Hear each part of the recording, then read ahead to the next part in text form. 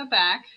I'm going to be continuing with the F page of the album, and I'm going to add another one of those black scallop strips that I've used throughout the album.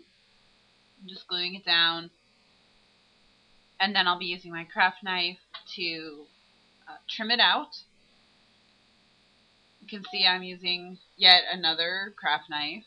I have tried so many of them, and I haven't found the perfect craft knife yet, so we'll see if this one ends up being that. Punching the holes, so I'll be able to put my rings through it. And I'm going to add a sun embellishment from the Ready Set Chip adhesive chipboard pack, and that's part of the Cosmo Cricket Snorkel collection. And I didn't like the sun just sitting there, so I've decided to give him a little blue sky. And so I'm just cutting out a blue cardstock sticker, or circle rather, with my Fiskars paper shaper. And now I'm just roughing up the edges with my tonic edge distresser and decorating the circle with some faux stitching.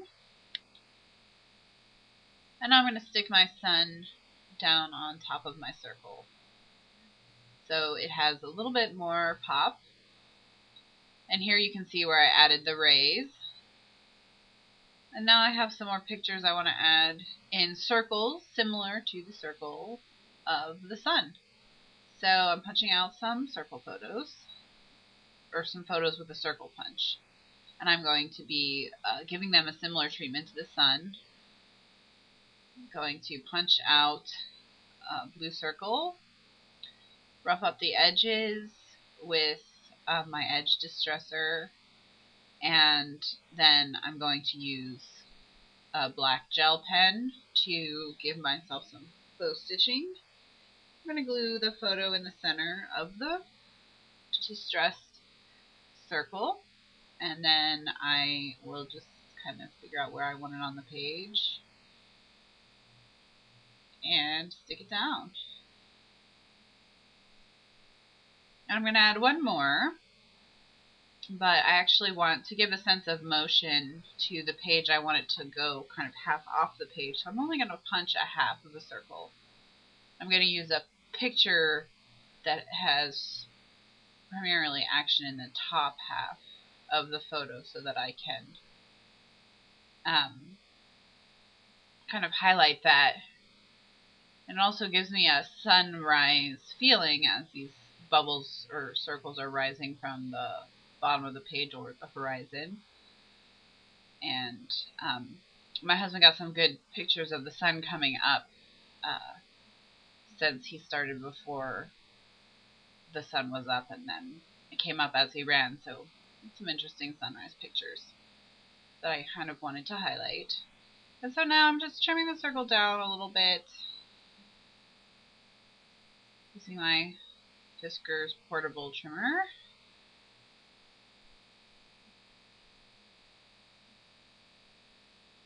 I'm going to glue down my half circle down here in this bottom corner. And that finishes off that page.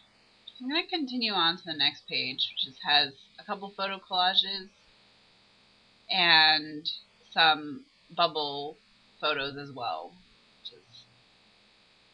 So I'm going to start with this page where I have these two photo strips that I made that I'm going to glue down.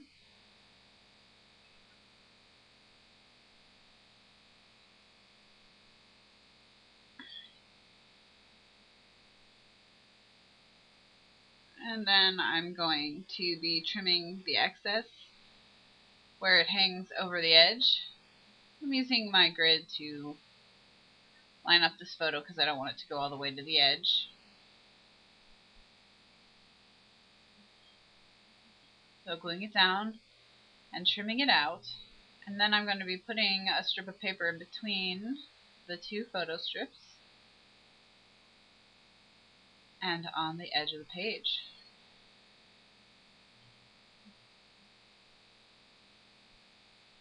So here, just choosing a photo strip or paper strip rather, which I cut down, and now I'm inking the edges in black.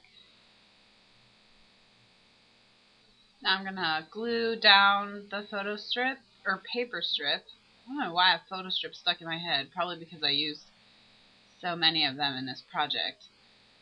I'm going to glue down this paper strip in between the two photos, and I'll give them a little separation, but also pick up a lot of the greens, blues, and oranges that are in these photos, so it's a really good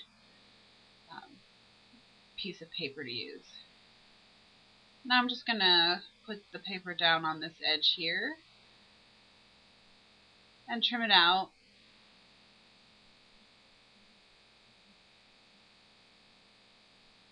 A lot of trimming in this book, but that's pretty common for my mini books.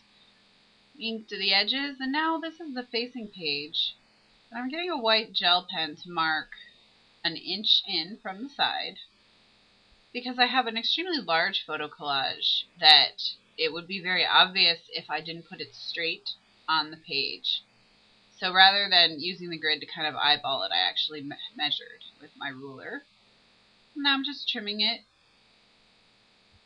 and I'm going to ink the edges in black StazOn ink.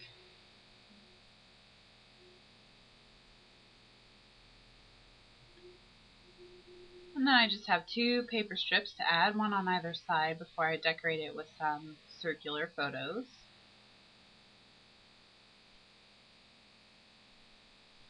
Lost my craft knife for a minute there.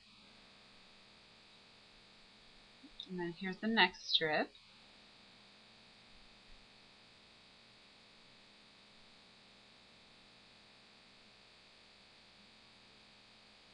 Which is being put over tape. Do you remember how I used tape to add length to pages that were more than 12 by 12? Well,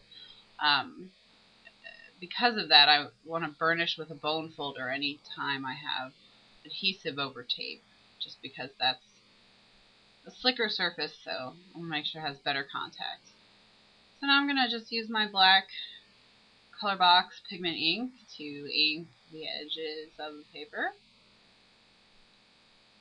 And now I have two of the circular photos on blue distressed mats.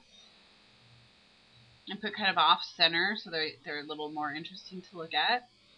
And this one is of my husband. I had two of that photo for some reason, so I actually put it over the identical photo, which kind of highlights his very tired looking face.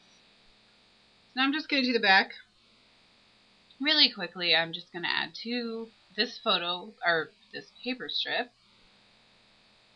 which I'm going to burnish with a bone folder and decorate with one of those scalloped edges.